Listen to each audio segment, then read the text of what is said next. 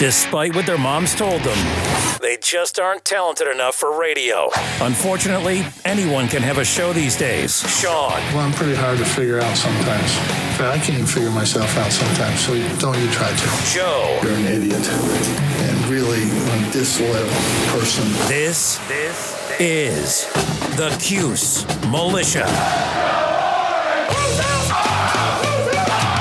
Now, those two unapologetically biased, orange-blooded homers, Sean and Joe. It's the most bullshit thing I've seen in 30 years. Welcome, orange men and ladies. Happy Wednesday. This is the Cuse Militia with Sean and Joe at Cuse Militia on the socials.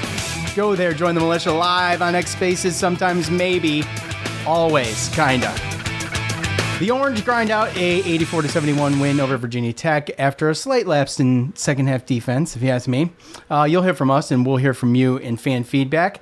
I mean, all in all, look, Syracuse did what the coach says. You know, this is probably their most put together game of two halves. I would have to agree overall with that. Absolutely. Right, Joe? I mean, look, they won pretty much. First of all, both teams, I mean, not that Virginia Tech had many opportunities, but 12 for 12 from the line for Syracuse. 18 points off of turnovers. We won the rebound battle.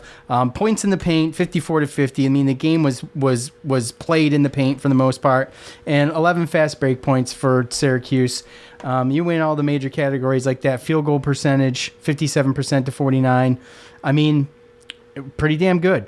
Pretty damn good. They only hit 4 threes, and if I remember right now they are, you know, I think it was, what did I say, 1 in 5 or 1 in 4 when they hit 4 or less threes in the win column. So, yeah, you know, kind of trying to even out that a little bit. And they're on a 3-game win streak, albeit 2 of those games at home, but going on the road for the last 2. Clemson's going to be tough, but a Louisville team that we did beat already at home.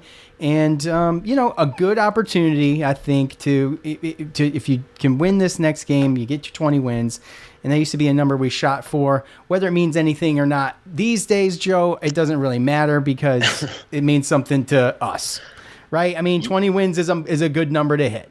And they're already at more wins now than they were since the 18-19 season. And, right. You know, we are in pay Judah Mintz. Like, if NIL could do anything positive for Syracuse, it's to keep Judah Mintz here.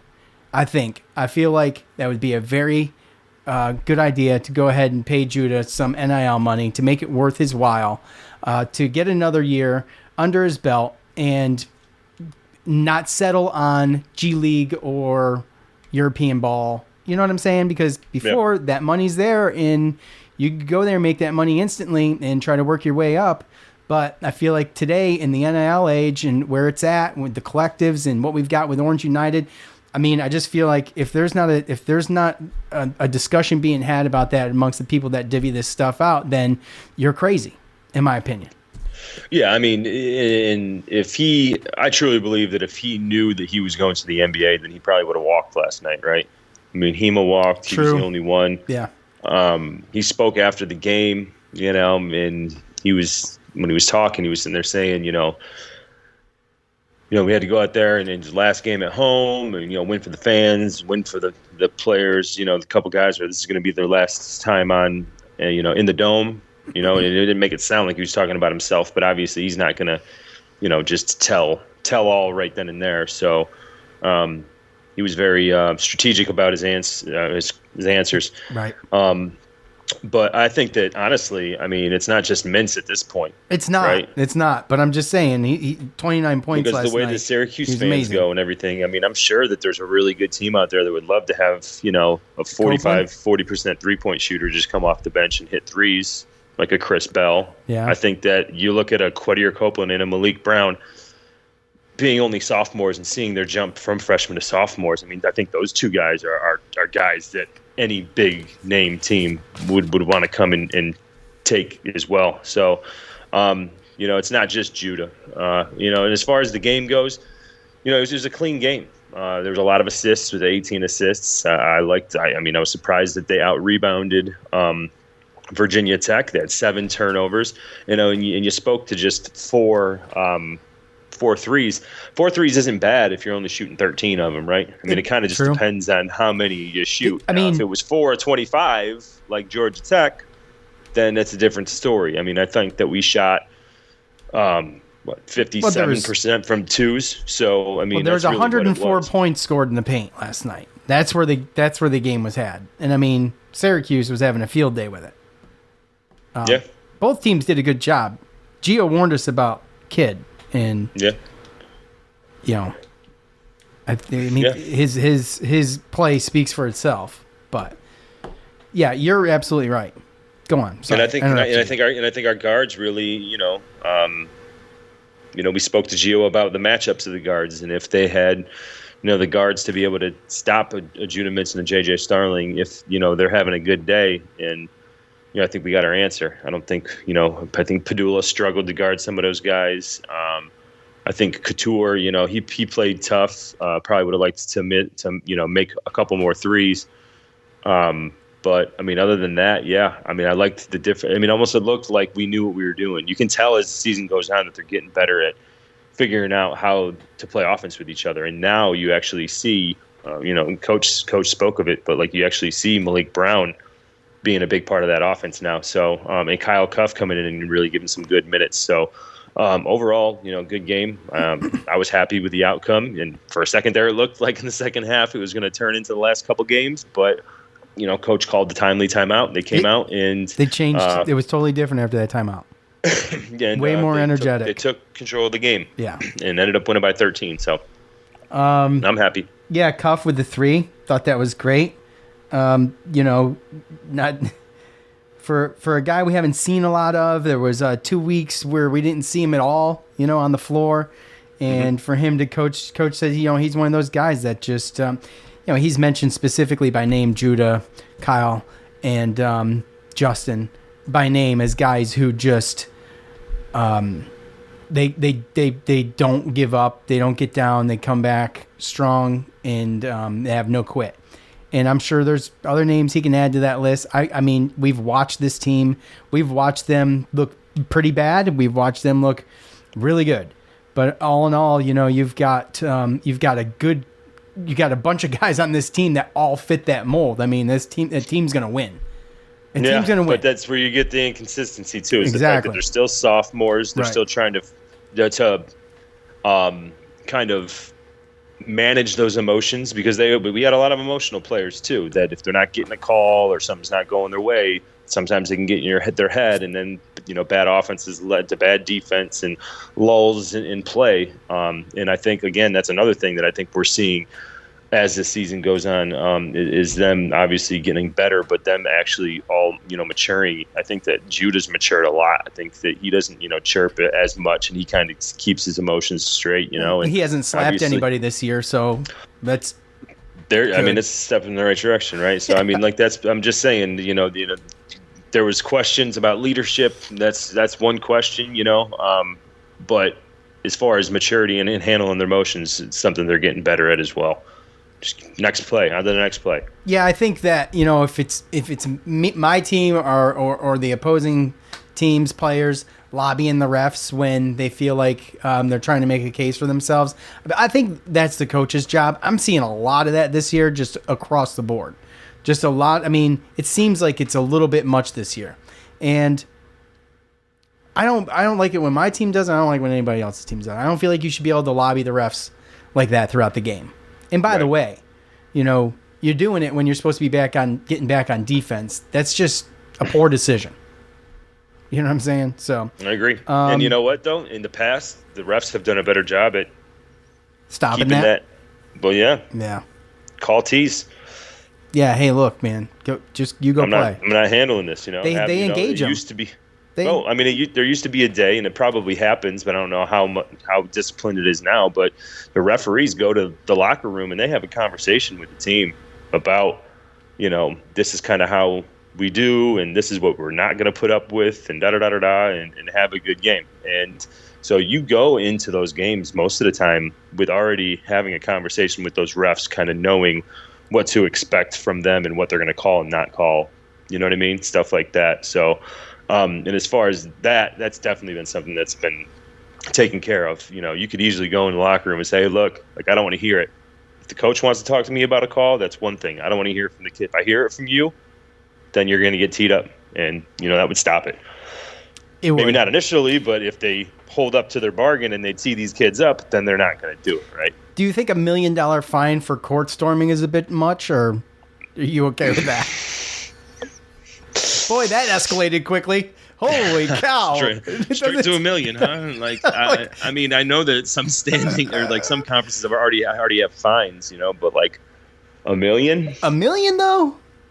That's a bit ridiculous. I mean, that was Seth Greenberg, but I'm just saying, that was his fix to it all. But is that the fix? To control all the fans and all the students, right? Yes, it's going to cost $1 million throughout the season to get security to stop it. No kidding. I like what Gio said in the preview about how Virginia Tech handles it, and you go back and watch the old field storming from the Clemson game, and having to get down on that wall.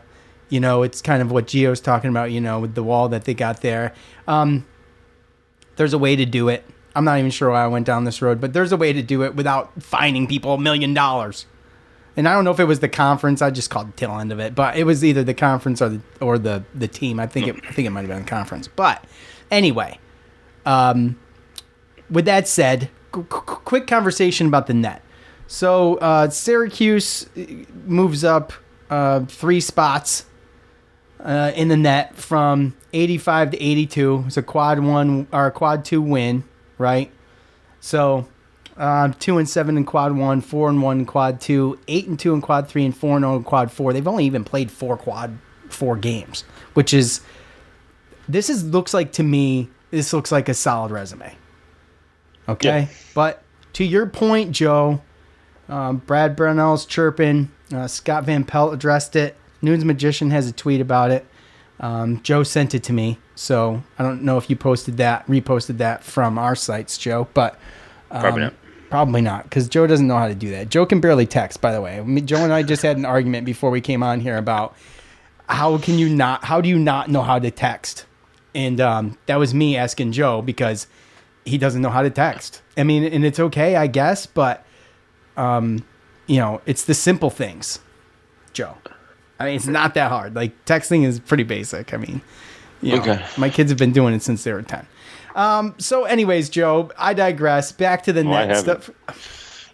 No, but you were doing it when they were 10. So, I mean, come on. So anyway, Scott Van Pelt, he had he gave his opinion, but basically said that he was kind of taking a jab at the ACC, or maybe Brownell, and to some extent, about how people manipulate the net by scheduling these non-conference games against maybe a cushier teams in better conferences and all this stuff, right? Because, if you get that under your belt he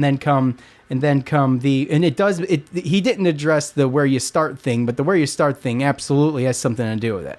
And I don't want to beat a dead horse with this, but I mean, it's just ironic because we've talked about it so much, and now he brings up the point that you were bringing up about how you can kind of manipulate the system through scheduling these kind of cushy teams in better conference, or what they consider to be great conferences, who aren't going to move down too much in the net because they're all playing one another, while you're going in when you go to play conference games. Mm-hmm. You could almost equal it out and be really competitive with that. But if everybody starts doing that, there's still a number system. You're not going to be tied. So, I mean, there's got to be a better way to do it. But to his point, Joe, I mean, what should Syracuse do next year? Like Noon says, time to schedule Lemoyne, Marist, Siena, Binghamton, Buffalo, Canisius, Iona, SUNY. Manhattan. Yeah. So, I mean, you pad your schedule with some BS or what? I mean, it was always the opposite. And you know what I'm saying? It was always the opposite when you go off of RPI and all these other things. And now it's just play cush teams. Play cush teams and move up as quick as you can before conference play starts. Yep. Pretty much, yeah. I mean, and that's the one thing is, and I don't remember where we started in the net to begin with, and I wish that we had wrote it down. It was in the 90s, though. Or no, it was 100 and something. Right. Yeah. I think it was. It was. Like that, right? Yeah. But, I mean, realistically, when you look at the last, 4 games, I mean, we're on a 3-game winning streak? We're on a 3-game winning streak, yes. So 5 games. Last 5 games, what? We're 4-1? Beat North Carolina? Right. But yeah, we're 4-1, the loss against Georgia Tech. Lost against Georgia Tech, but we beat North Carolina, which is a quad 1 game. We beat NC State at NC State, which is a quad 1 game for about 2 hours. 2 seconds, yeah. For the final buzzer, yeah. But on the road, we only moved up. In Virginia Tech's ranked higher than us. Realistically, 3 out of these 4 wins were actually pretty good wins, and we moved from 91 because we were 91 before we played North Carolina. We moved from 91 to 82, so we moved up 9 spots in a 5-game stretch where we're 4-1 and we've beaten some pretty good schools. Yeah, and Virginia Tech in the loss last night moved down 4 spots. We went up 3, they moved down 4. They went from 56 to 60. Yeah, I think that there's obviously going to be something, hopefully, with this getting all of the attention that it's getting, that the committee actually puts this into perspective as well, because, just like I talked to you about last time, you should look at the quad 1, and I think that you should look at the quad 4, right? And quad 1's going to tell you if you've had a really good win or, a great win or, whatever. And then quad 4 is going to tell you pretty much how crappy your non-conference schedule was. Because if you're in a Power 5, Power 6 conference, right? You don't have a quad 4 team in your conference, right? Usually none of those teams are that bad to where they're a quad 4. So if you look at the quad 4 records, that pretty much tells you like how good your non-conference was. And just going back to the Big 12 and how I told you, that they have 2, 4, 6, 8, 10 teams in the top 45 in the net. And if you take away Baylor and Kansas, all of those teams had really, really bad non-conference schedules. They rack up the wins. They don't fall, because even if you beat somebody, you're not going to fall anywhere. But then when you look at their quad 4s, Houston, they're 25-3. They're a legit team, but they went 7-0 in quad 4. Yep. Iowa State 9-0. BYU 9 wins. Texas 9 wins. TCU 8 wins. Oklahoma 8 wins. Texas Tech 9. Cincinnati 9. Some of these teams. St. Mary's of California is 15th in the net. They are 11-0 in quad 4 wins. Yeah. You're talking about some of these teams. They got more than half their wins, or around half their wins, from quad 4 non-conference games. Yeah. And then you go into this, and then you go into your conference, and everybody's good, so it all looks like it's a really good team. Well, here you go. Let's take a look at this real quick and head over to Twitter just super fast. So the day after Syracuse moves up 3 spots, 85 to 82, after beating number 60 Virginia Tech. This is all net numbers. Virginia moves up 4 spots, 38 to 34, after beating number 205 Georgetown. Many other examples. Just one that stands out. It's nonsense. I quit. Play the game. Watch the game. Keep winning. So, that's on Twitter at David Super, if I didn't give him his due. And you look at that and you're like, well, the math doesn't add up there. It's like, how? You know what I mean? Yeah, none of it does. And that's the thing is you have, and I don't think Scott Van Pelt was like trying to poo-poo the ACC. I don't, but he says at the end though, he's like, well, you want to get up there in the net ACC? Do it like this. Well, I think that's what the formula. It is. I think basically what he's saying is there's okay. This conference is looked at as like the best conference in the country, and there's a lot of people that think that because of their ranking and their net rankings and how many teams are there's supposed to be making the tournament. But I just think that that's one of the things. Like why you crying about it if you know that this is the case, and you think that you've been wronged in the last year because of it. And that's the case, then you do it, is basically what it is. If somebody else found a workaround in that type of situation and you want to put yourself in the same situation as them, then use the same workaround. Yeah, it's just like the whole. There's plenty of examples, but if you don't try to play this game where you're above it because your morals are held to a higher standard than the next, because you got to either get down in the mud and play the game, or you're going to get smoked. Same thing that we talked about with the NIL in Syracuse, right? I mean, that's exactly. And that's really the thing is I guess my thing is consistency over the years, because I remember a year when we didn't make the tournament because, you know, I remember I think we won 20 or 21 games, and if you beat Georgetown in the Big East tournament, if you win that game, then you're in. You should be in, and then we didn't get in because the committee came back and said that we didn't play a strong enough non-conference schedule. That's what I'm saying. Before the net, it always came down to non-conference. How strong is your non-conference? Right. And that was my rant, you know, a couple weeks ago about how non-conference shouldn't even really, I mean, you shouldn't have a ranking until after the non-conference. Yeah, maybe it shouldn't count. Start after that. Or maybe reset it. If you do start it, reset it. I just don't think that you should start it to begin with, because from the beginning because it's all just, bullshit. I mean, let's think about it. Yeah. Maybe back in the day it was a little bit easier. They got a little bit better, closer, whatever, because if a transfer transferred, they had to sit out, right? If, you know, most of the people you were getting were young freshmen, and if you had, like, Syracuse bringing in all these sophomores, you know, to what Brian Higgins' point, I believe, is if you look at this team in the past and you're like, oh, wow, you have all these sophomores and they're all coming back, you guys are going to be awesome because all these people are going to lose seniors. Well, now the day of the transfer portal, how can anybody even come close to accurately predicting 300 and how many teams in a net? With all the movement and all the people that go from one to another, you don't know which team's going to be good. A team can be completely different from one year to the next now with basically free agency. 362. So at the end of the day, what's the point?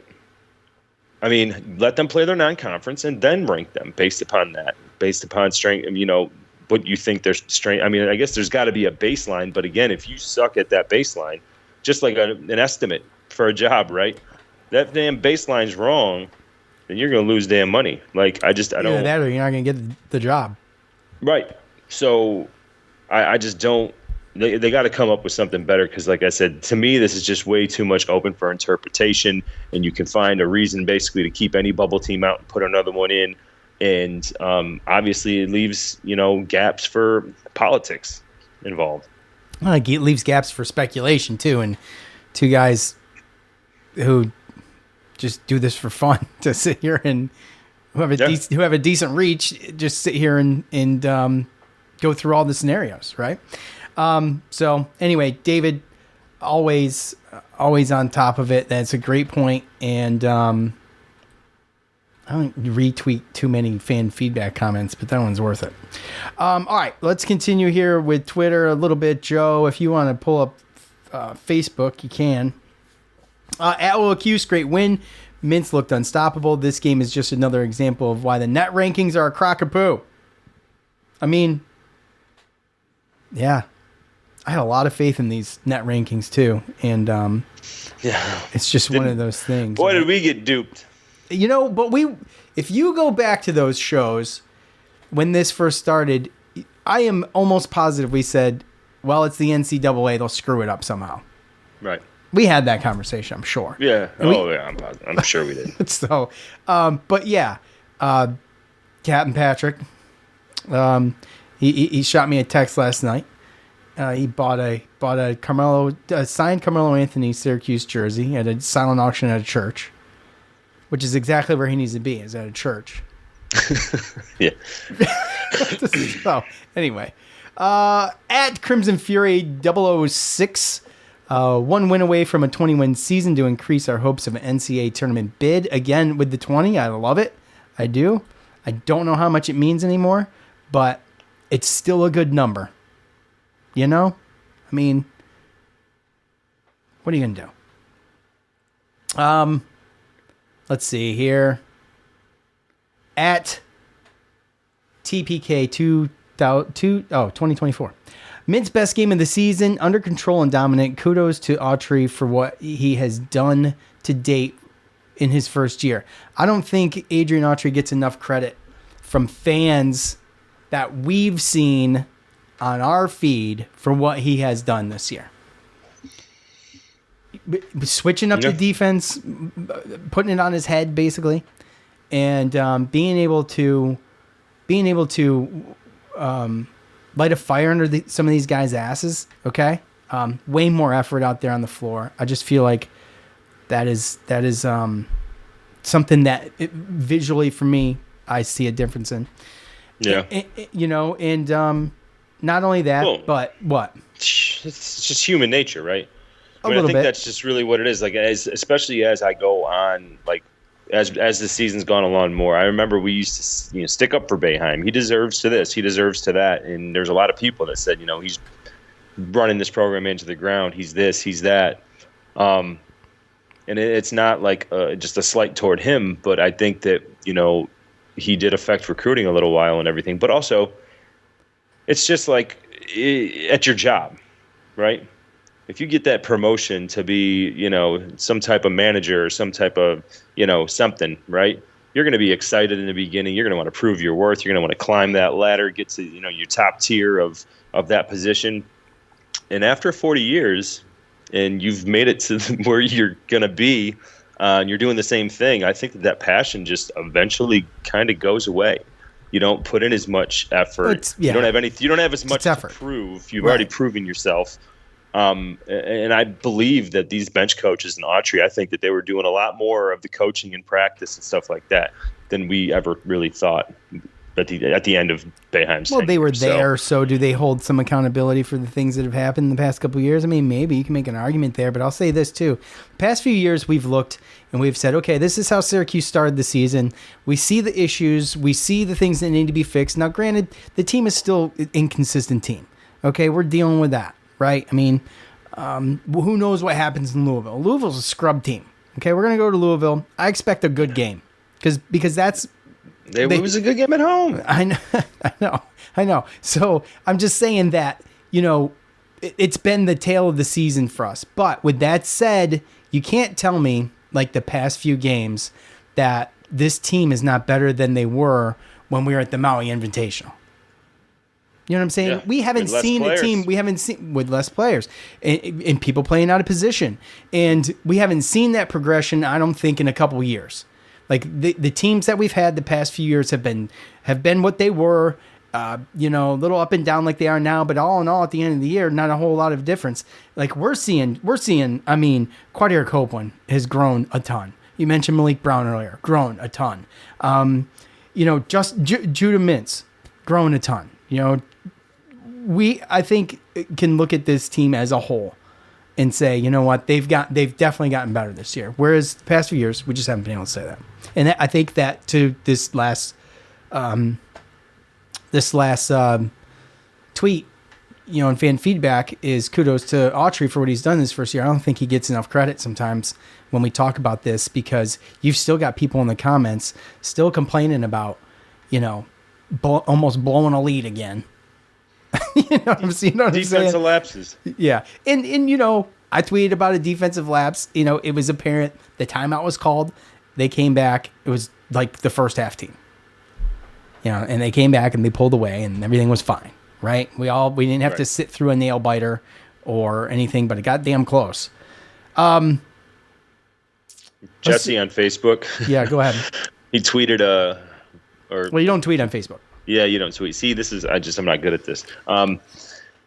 No, he put a picture up on Facebook, and it was a picture of a bet. I guess he bet the Kentucky money line, the Syracuse money line, and Chris Bell over 7.5 points.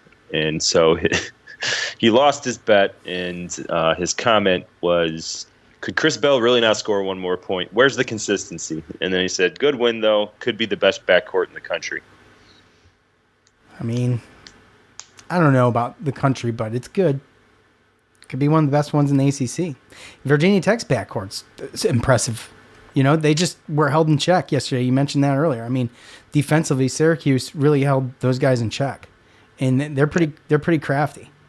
That's why I think if you extend that to the top three guards in the country, because there's a lot of teams that play, guards are a little bit bigger now, and a lot of teams play three guards. Yeah, they do. And when they got that lineup of JJ and Judah with Quadir and Malik, and then if Chris is hitting, that is not a lineup that you want to see most nights. Yeah, I would agree. Well, as far as an opponent, I want to see it. But we understand what you're saying, Joe. You don't have to explain it. I'm sorry. Sometimes I got to explain some stuff to you. No, Joe, no. I don't know, guys. I don't know. FB Orangeman. 20-win season on the horizon. Is this the same? Oh, it's not the same comment. 20-win season on the horizon in Red's first year at the helm, led nearly the entire game. Another big win since Benny's departure. I mean, that's a good point. Joe, you just mentioned it. We're short on guys, and we're still winning games, and we're winning games that matter. I think the Virginia Tech game mattered. I think you lose that game, you really start to talk about, well, they're going to have to really show up in the ACC tournament to even have a snowball's chance in hell. And now here we are with a chance for a road win. I mean, I think this Louisville game's a must win, and they got to show up against Clemson, and then we got to see where we get seated. I think I saw it today. If we get seated right now in the ACC tournament, we're going to play. We did move up to 6th in the ACC. I think we would play Virginia, and we all know what happened against Virginia the first time we played them. But Virginia, I don't know if Virginia's has gotten much better. You talk about teams getting better. I don't know if Virginia's a team that you can sit here and give an honest opinion and say they've gotten better. No, I'd like to get another shot at Virginia with the way that we're playing now. Yeah, I agree. I think that's for sure, because I don't even know if they've gotten any better. I'd rather see Virginia than Wake Forest. Oh, well, hell yeah. I mean, that goes without saying, right? I mean, Wake Forest on a tear, beating Duke and knocking over poor Kyle Tripopowski. Although Wake Forest lost last night to Notre Dame. And Notre Dame's a scrub team. Yeah. And Clemson beat Pittsburgh and Florida State beat NC State. So, wow. Yeah, well, we needed Florida State and NC State to lose. So Florida State beat NC State. I'm sorry. Well, we needed NC State to lose regardless, but 10-8, Syracuse sitting in the ACC, and with Pitt a game behind, but the tiebreaker goes to Syracuse, and the rest in front of us, they're all tournament teams, in my opinion. Yep. Wake Forest, Clemson, Virginia, Duke, and Carolina. Mm-hmm. So, big win last night, and they can't lose against a Louisville who's 13-3 in the conference right now. So. Yeah. Well, Duke's got Louisville at home tonight, so okay, that's going to be fun. Because Duke's going to. Does Kyle Filipowski play? Because there's speculation. Well, he might not play. He's injured. I don't know. He might not. I think they might make a show out of it. Huh? I think it's a home game, and there's no risk of the court storming, so I think he's going to play. Okay. Well, he might not play because it's Louisville, and maybe they want to. Maybe they want the optics. No, either way, I think Louisville's kind of in for it, which I don't know what that says for us. Hopefully, they get a good game. You got to imagine. I don't want to go play them this week on Saturday after they get their ass kicked by Duke by 30 points. So, well, guess what? It's probably what's going to happen. So Brian from Facebook. From Facebook. Brown leading the ACC in steals is a very undertold story. Yeah, they mentioned it last night in the broadcast. I mean, we've talked about it here a little bit, quite a bit. I didn't think that he would have. I don't think he would have led the ACC in steals. I figured that like I said, if they had. Oh no, I wouldn't have guessed. If they had a stat for knocking the ball out of someone's hands, then I think that he'd lead the nation. But I didn't know that he was leading the ACC in steals. I mean, isn't that usually something a guard? Guard, yeah. 2.2. I mean, that's pretty good. I know. Probably has. It's really good. Probably has what? I mean, he pokes probably 10 away a game. That's what I'm saying. It's crazy. So 20%-ish. Let's do these top fans. Oh, top fans. I'm going to use top fans, plural. And I'm just going to kind of couple it all together because it's David DeLello and Michael DeLello, and I hope that they are related. Otherwise, I wouldn't have. One would think. But David says, Mintz was a team player tonight. The entire team did well. And he was a team player, and he had 29. And Michael says it's still possible to finish third in the ACC and keep not predicting scores. Who said that? Michael DeLello. That is a request per our boy Mr. Super Dave, and since he said that, we've made it a point. I will point out this though, that Gio didn't give a score, but he did say Cuse by 11, and he was damn close. Yeah, he was. He was. Well, I mean, hey, that's why he's got the job that he's got, right? And he does a damn good job of it because he's watched that team and he gave a damn good preview and very accurate. Yeah. There's a couple times during that game where I was like, oh, well, okay. All right, Gio. I mean, like I said, man, it's been tough to get all these my eyeballs on all these games this year. And, you know, I wish I had a Gio for every ACC team. You're not lying. And he was more confident that Syracuse was going to win this game than we were. I think you're right. I was a little worried. I mean, that's a team that worries me because you got the 3-point shooters on that team, and we've seen what Couture's done to us in the past. And I mean, the defense was just phenomenal. Other than about 5 minutes in the second half, it was great. Yeah, 5 minutes game time in the second half. It was great. And he's not going to be just a homer. You know, he's told us in the past that he thought that Virginia Tech was going to win a matchup. You know, so yeah, it's kudos on him. Yeah, absolutely. Let's get Nadal on. Nadal, mute or forever hold yourself, buddy. Unmute. Hey, what's going on, guys? What's up, man? How's it going? Chilling. Just got back from Houston. Enjoying sunny Rochester. Oh, yeah. Oh, yeah. Gotta love. Is it really sunny there? It was like 60 degrees today. Yeah, I know. It's been warm there. It was like, it was beautiful here today, too. But yesterday, I think Syracuse was warmer than Virginia Beach because I had about 5 or 6 people text me that it was. So... Yeah, but I got a text today that it was going to be like 60, and then it was going to be some type of snowstorm overnight or something. Well, snow doesn't usually happen in the 60s. No, I understand that, Sean. Oh, my Lord. I love you, Joe. Nadal. Yeah, so I was looking into this this whole net system. All right. I'd like to say I'm pretty decent at analyzing data, and, you know, I went back into their website, and so apparently they designed the net system based on the 2017-2018 season, and then they used like a machine learning model to use the data to predict the outcome of games. So I don't know if a lot of people on here know what machine learning is. Basically, you give an artificial intelligence access to a bunch of data, and you ask it to spit out a result based on that data. So sometimes, you know, we've used it in imaging where you can, you know, give a computer a picture and ask it, can you detect cancer in this picture? And it'll develop its own algorithm to try to determine if it can or not. So they did the same thing, except with basketball statistics. And it looks like they, you know, based it on 2 different things. One is team value index, which is rewarding teams for beating quality opponents, and then a net adjusted efficiency rating. And I think that's where Syracuse is lacking the most. Looks like net efficiency is net points per 100 possessions. So that means, you know, per 100 possessions, what's the difference between how much you score and how much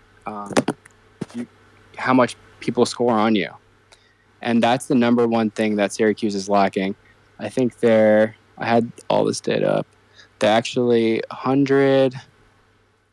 they're in the 160s for score and margin. So that means that they've scored just as much as they've been scored on. Total points, 2,220, and then they've been scored on 2,171. So their scoring margin is only 1, putting them 185 rank. So considering that's one of the 2 things that's used to determine the net ranking, this is what's screwing us over here. I did some of my own math, and it looks like, you know, in our 10 losses, we've been scored on with a net differential of 188. So 188 more points than we scored divide that by 10, so that's negative 18 points per loss. And then we've only won games on an average by 10 points. Mm-hmm. Yeah, because we squeaked out a couple of them against bad teams at that.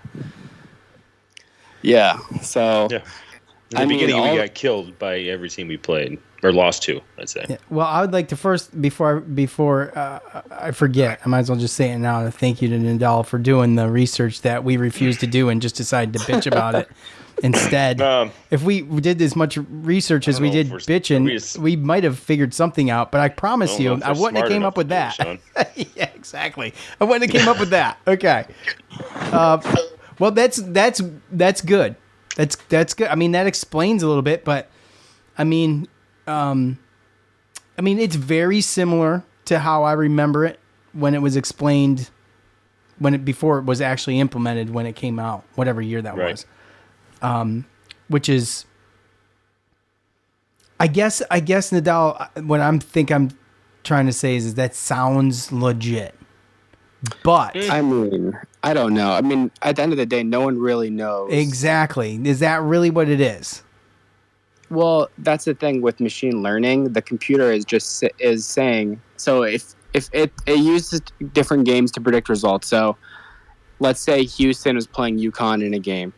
So it would the computer would manipulate the data in order to accurately predict, using the data, that Houston actually beat UConn. That's just an example. I don't know if that game has ever happened.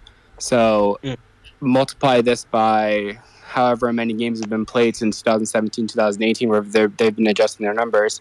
We don't know how much weight they give any specific variable. And I don't think that's going to be something that can really be, it's probably a weird number, like 3.78 for this, 2.76 for this. And that's just based on the machine learning aspect of it. And I mean, extrapolating that out, like there's this college called McNeese, and they're actually number 1 in score and margin. McNeese College. I don't know if you guys have ever heard of this place. What, McNeese State? I don't know. McNeese College. But anyway, they're number 1 in scoring margin. And if you look at their net is 55. They haven't played a single quad 1 game. Their quad 2s, they're 3-2. Their quad 3s, they're 3-0. And quad 4s, they're 15-1. So playing 0 quad 1 games, their net score is 1, based purely, I think, on their scoring margin, which is where we're the most deficient in. And it's those games where we lost by 30 by UNC. And because UNC is a good team, you figure that gets more weight. Yeah, see, that's shady.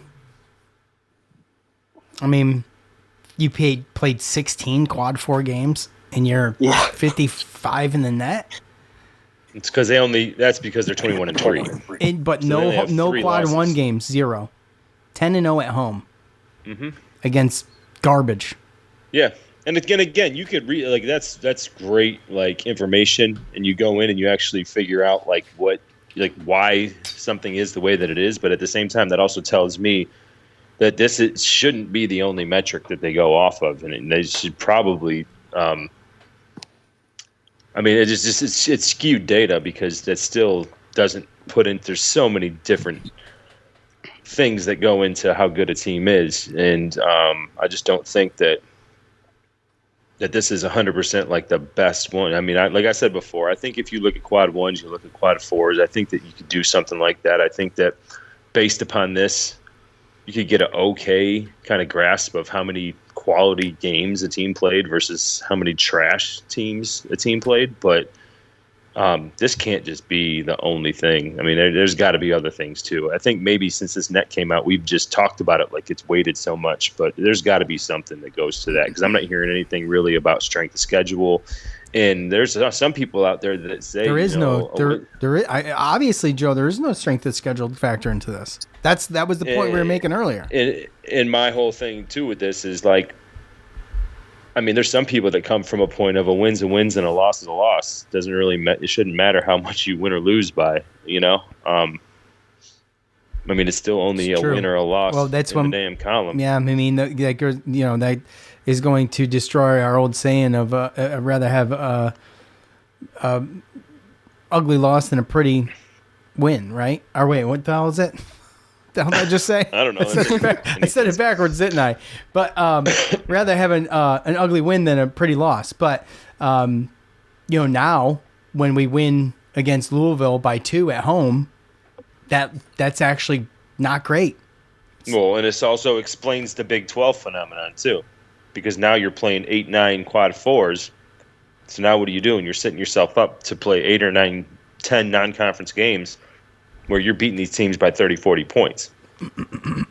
Right. Now they're not losing, and now they're killing teams, and they're going, and it doesn't matter what team it is, according to this, right? Yeah. If you win and you kick their ass, you're moving up. Yeah, you're going to move up. Yeah. McNeese didn't move anywhere after their last game, but who knows? Maybe they lost. They probably lost by 1. Probably. Who knows? All right, Nadal, we appreciate you, brother. Thanks for doing that. Problem. I was waiting for you. I was not going to promise the Cuse Militia faithful listeners, but he did tip me off that he was going to try to get on and do that for us tonight. So I appreciate it, buddy. No problem. Thanks, guys. All right. Yep. Take care, man. Thanks, bud. Yeah.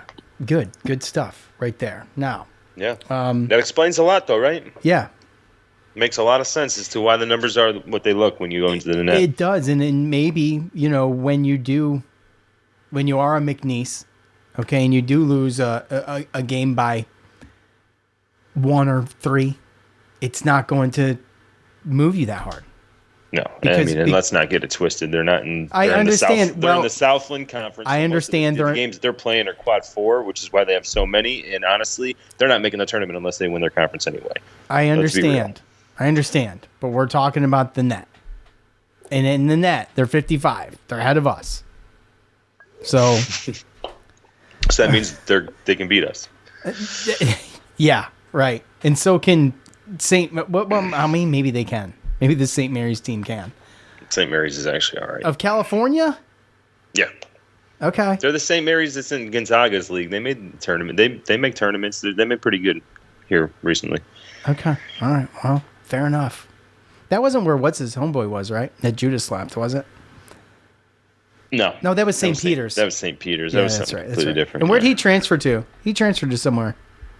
Who? Where was it? That dude, man. I forget his name now. These guys are forgettable. It was, he smacked him when he was at Bryant. Oh, Bryant. Well, there you go. I answered my question. Okay. Let's do another one here. Level up Luke. Explain everything to you. Oh, Level Up Luke can speak now, but I don't know what happened. Maybe he forewent. Maybe we took too long for Luke. Okay, Joe. Oh, I don't know. I don't. What? You don't know what? I'm having a problem connecting. To what? Oh, there we go. To Facebook, because I cannot get on Facebook. Oh, hold on. Here we go. He's back. He's back. Something happened with the Twitter. Luke. Unmute. Forever hold yourself. Go ahead. Hey, what's up, boys? What's going on, buddy? Yeah. Hey, bud, how you doing? No, I saw you had Nadal on here, and I was going to chime in about he was talking about machine learning, and I didn't realize that was part of this net ranking. Hold on, Luke. Hold on, Luke. I'm just got to say this. I am so thankful. We're so blessed. Thank God for all the nerds that we have that listen to us faithfully. We appreciate you, because I don't even know what machine learning is still, and he already explained it to me. So I have no idea. Yeah, man. It's the robots. That's AI. So what we call AI is divided up into machine learning, predictive learning, and some other categories. And so where you see like the AI art, that's predictive. It uses like a machine learning model and then predicts other outcomes. And Nadal knows more about this than me, but I see he's an oncologist, and he was talking about how machine learning can it'll learn the shapes of what cancer cells look like. And then you'll feed it a batch of healthy cells and cancer cells, and we'll pick out the cancer cells from that image. So basically what they're doing is they're telling the algorithm, hey, this is what a good basketball team looks like. And then they feed it images of all 400 whatever basketball teams, and it says, all right, which ones are good? based on this information set. And that sucks, dude, because I'm looking at these teams that are ahead of us, and these are garbage teams that we would blow out of the gym by 50 points if we played them. But because they don't play anybody, like you guys said, they're ranking them 50 and 60 in the net with 18 quad 4 games. That's pretty ridiculous. But that's the problem with AI, right? That's why people are pretty pissed off that some of these Hollywood companies are using AI to write TV scripts, and then you watch the show and it doesn't make any sense. This Madam Web movie that came out, it's like the script was likely written partially by AI because it was during the writer's strike, and it just bombed at the box office, and people were saying the movie made no sense. Well, that makes sense, and that's some. So, there's got to be a human element, right? Like there's got to be. Yeah. That's a great point, dude. There's got to be some common sense. Exactly, and in how this was kind of explained to us is that there is some common sense. If you can manipulate it by tweaking your schedule in a certain way and being able to, vindictively, honestly, just go ahead. Well, I mean, I don't want to say that, not vindictively, but to be able to schedule these Cush teams to blow them out and set yourself up for success later on, then the process isn't and procedures aren't working. It's not working. And if they're not going to base a lot of what they decide, who gets in and who doesn't, off of this, then what is the point anyway? Like Joe mentioned, McNeese, right? I mean, they're 55th in the net. Like, according to this, like, it sounds like they should be in. What good is this thing if it can be manipulated to the point where you have a McNeese at 55 and you have a Syracuse at 82? Don't worry, because right behind McNeese is San Francisco. So it's one of those things where, like, again, there's got to be a human element. I totally agree, Luke. At work about this, right? But like, technology is great, but you got to vet it out and you got to make sure that it works before you just throw it in there. Otherwise, there's going to be messes. I mean, how lazy are we? AI doesn't have eyeballs. Let me throw this out here too, though, because I mean, credit where it's due. Nadal was kind of talking about this. We shouldn't be losing multiple games by 40 either. Oh, well. I mean, yeah. But 36. Does a good team, does a NCAA tournament team lose games by 40? I don't know, man. I don't know. No, but we came back though, Luke, and we just to play devil's advocate here, we came back and beat that team. Yeah, hey, that's absolutely right. And the committee, the human element would look at this and say that's a storyline. This is a young team that's developed and gotten better. True. Maybe we got a negative influence out of the locker room. Who knows? But the team seems more cohesive. This does not look like the same team that we were watching 2 months ago. I mean, but that's humans make those type of decisions. Right. That's what he's saying, though. Yeah, I know. Yeah, I know. But I'm agreeing. They're in to your point, and I agree. But to that point, there is also a fine line that needs to be walked between some kind of algorithm or formula or whatever we're talking about here and human element, because human element is corrupt. It's more corrupt than a computer model. So, yeah, but a computer model is also, I mean, it doesn't know reality. It's just your input. But at the end of the day, input junk in, you get junk out, like McNeese. Yes. Put junk in, get junk out. Right. Right. So, there does have to be a human element to it, but that human element can be manipulated just as bad as McNeese getting put into whatever program it gets put into to be spit out 55th in the net. Yeah. Well, so you guys know, I'm an Alabama fan, so that's how I know what NEC is, because they played that. We're gonna do this again. They played against us. I know you boomers don't watch a lot of college football. I'm not a boomer, bro. I'm Gen X. But no, it's cool, dude. But I watch Alabama basketball too, and I'm watching those games, and they're like, all right, Alabama's a top 15 team. They're a lock for the tournament. And I'm looking at Syracuse has the same record, or pretty similar, like within a few games. It's just kind of crazy that I'm watching their broadcast and they're talking, oh, hey, Syracuse is looking really good. They just had these quality wins. They should be a tournament team. And then we look at the net rankings. It's crazy. Like, commentators are talking about this on other broadcasts in other leagues. That's crazy. Syracuse is doing well right now. Well, go back to the Twitter feed. I mentioned it before everybody was hopping in the spaces, but there's a tweet by the X Spaces Captain Dave, where he points out, about who the hell was it? Dave, was it Villanova? Let's see. That beat Georgetown and moved up 3, and Georgetown is Villanova moves up 4 spots from 38 to 34th after beating 205 Georgetown, and we move up 3 spots from 85th to 82nd after beating 60th Virginia Tech. So, I think there's got to be a bigger conversation of what actually goes into it, though, because you know what? I mean, I can see a world where the net rankings can help. Like I said, I think that they could help kind of identify, just strength of schedule, good wins, things like that, right? Yeah. I mean, do they still use RPI? I'm sure they do. Isn't that really mostly what the strength of schedule is? Yeah, but then my whole thing is then why do we talk so much about net? It's because we're forced to, because it's all that's what people are using. Not saying, but that's my big question. I'm talking about us. I know why we talk about it. I'm saying, why does everyone else talk about it like it's the biggest metric? Because it seems to be. I mean, if they were talking about strength of schedule or RPI being like a big metric, they would be talking about Syracuse being a bubble team. You're right. I mean, I still think that Syracuse is a legit bubble team right now. I think so too, and my eyeballs tell me that. But Ken Pom in the net, these machine-based rankings, right? Well, let me ask you guys. So let's say we win out, we get another 2-3 wins here. Well, I mean, who do we got? Clemson and Louisville. This is the biggest. Well, if we got Louisville and Clemson ahead of us, if you're talking win out, and then ACC tournament, who would we be looking to play in the first round? Right now, we'd be looking to play Virginia, UVA. No, we'd be looking at playing. I think the winner of Boston College, and we got to play a winner. I think it was the winner of Boston College, Georgia Tech. I think right now. Oh, that's right. We did one by, right? Yeah. Yeah.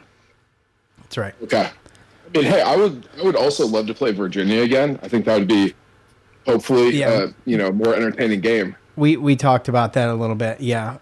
I think that Syracuse would do a whole lot better against Virginia now than they did, and I don't think that's I'm not going out on a limb when I say that, but an 84-62 loss at Virginia in December after LSU. I mean, it's not even comparable to where we are now. And yeah, you can argue that our team's grown more and gotten. I mean, we've grown more than Virginia has. Virginia's still a good team, but I don't think that they're really that. I don't know if they've improved that much. Right, that's what I mean. Yeah. I don't think they've improved as much as we have. So we went over that. Luke, thank you for your input, buddy. I appreciate it. Don't be a stranger. All right. Thanks, Luke. Appreciate it, Wes. Yeah, buddy. Okay, Joe. Well, quickly. Okay. Mm-hmm. Give us the Louisville. We're not going to pick the winner or loser or predict a score because I'm not a superstitious guy, but David's got me feeling some kind of way. So I ain't doing it. And then who else? Michael has got me feeling some kind of way. So I'm not doing it. But the all-time series is 19 and 13 in favor of Syracuse. Last year, win. We're on a 3-game win streak actually right now. In the last game, 77-65. Mintz, Starling, Brown, Bell, Taylor. Your starting 5. Bell with 30 points in that game. Joe, what is going to be the difference, do you think, from this contest and the last contest, which was, a 2-point win at home in the 90s, by the way, 94-92, right before the loss at Clemson. So since we played Louisville, we've only lost to Clemson and Georgia Tech. And I mean, I'm not happy about the Georgia Tech one, but the Clemson one was at least competitive for a little bit. So, as far as Louisville goes too, I mean, they're not exactly lighting it up since they played Syracuse. So, They beat Georgia Tech, ironically enough, but they are like, they've won 2 games. They beat Georgia Tech and they beat Florida State. And Florida State was in February. You have to go all the way back to January 10th, their last win against Miami. So, I mean, not a good team. And they play Duke tonight, like you mentioned, at 7 o'clock. Yeah, they play Duke tonight. So this one's going to be tough. I think realistically the first game, it was the first game without Benny Williams. So there was a lot of, I think emotions, mixed feelings, things going on. We went to the line 33 times. We scored 94 points, only had 10 turnovers. And we had 20 assists. So we eventually, we played a pretty good game, 10 to 22 from the 3-point line. I guess my whole thing is it's defense and rebounding. I mean, they out-rebounded us 40 to 21 the first time, and they had 14 offensive rebounds. Huntley Hatfield killed it, and I got one from David after this. Okay, yeah. So, but again, realistically, my thing is if you're a tournament team, if you've gotten over injuries and players being dismissed, and you're getting better as a team, which we've seen, then you go in and you play defense and you just win this game. I don't think Louisville really plays that good a defense. Like I said, we scored 94 points the first time. So you got to get a little bit better there with the rebounding, and you got to get better with the defense. It's really, really it. Everything else that we did the first time we played them, even with Benny leaving and being dismissed and the emotions and everything, and we've seen us grow from that as well. So I'm not going to come out and just guarantee a win because nothing is guaranteed. But, if you want to be a tournament team and you have any type of pride whatsoever, you're going to look back at this first game and you're going to go on the road and you're going to show them how much you've improved since then. Yeah, I think that's a good point about Benny. And, I think this team is better than they were even then. And I think Syracuse has more to play for, obviously, and that's not to look past what Louisville can do.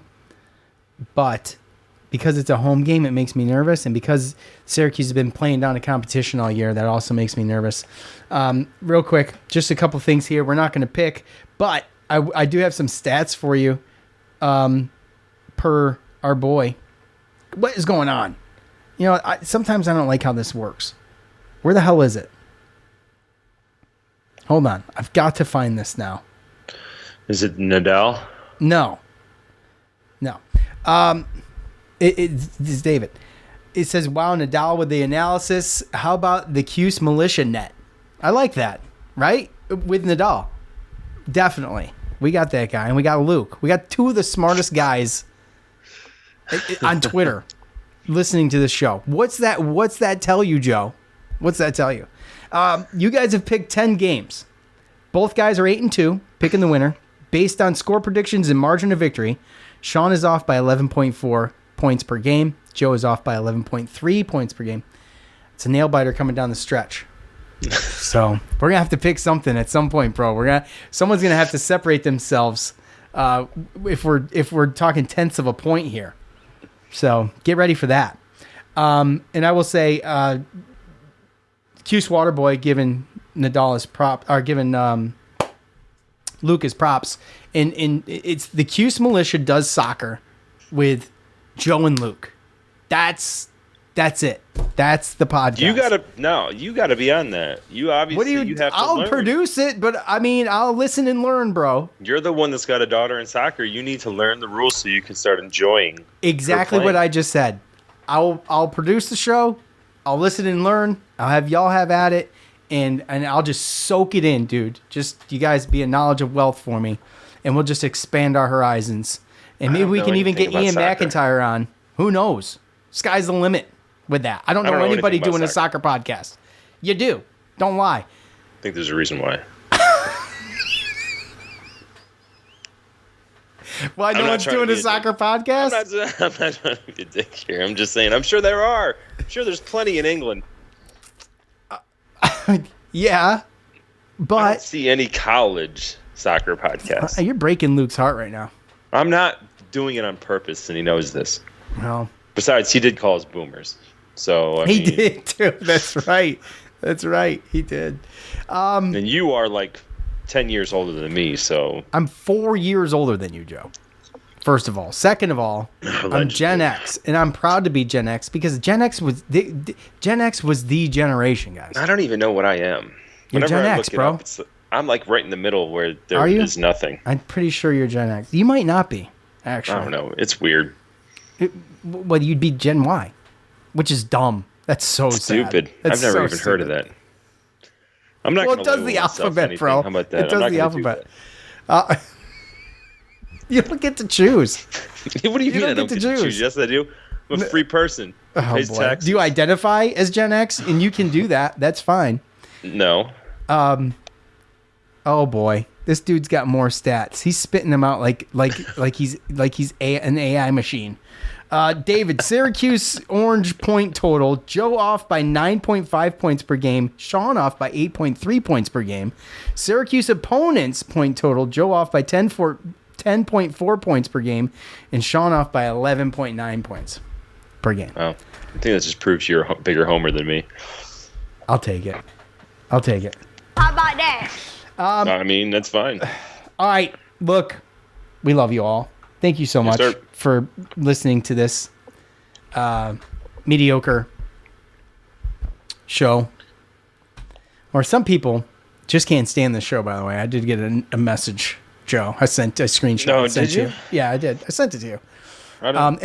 My simple response would be, well, why do you listen? I don't think if you don't like it, don't listen. No one cares. It's the first time I'm hearing this. No one cares. I sent it to you. Go back through again. Joe doesn't know how to text, nor respond to texts, nor understand texts that are sent. Look, time out. First off, I don't live on my phone, so that's part of it. Okay? I refuse. That's fine, bro. That's not what I'm talking about. I'd rather have conversations, face to face, or. I hate. Look, I'm on the phone. I'm on the phone for hours. I'm on the phone so much. I'm scared of putting it against my head all day, so I talk on speaker constantly, which has become the norm. Yeah. And so when you call me, and I'm on my dude, how many times you call me? I'm like, dude, I'm on a work call. Yeah. All the time, right? Okay. Yeah. I'm not bullshitting you. All right. No, I'm fine with that. Okay. If you can't answer, you can't answer. At least you actually like text while I'm calling to let me know, like that. You know, you don't just completely just let it go. You acknowledge the fact. I do acknowledge it because that's what I do all day at work anyway. It's a respectful thing to do. It is. Right. But you send Joe a text and he's got you might never not mind. Get another text it's not that this is not the time. It's not the time for this conversation. One day we'll talk about Joe and his texting habits, which are terrible. But today's not the time, Joe. And we all love you. On a rotary phone.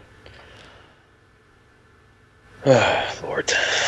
All right, everybody. I love you guys. If you're still there, more power to you. I mean, I know it can be agonizing sometimes. We appreciate you. We will see you back here on Sunday. Sunday.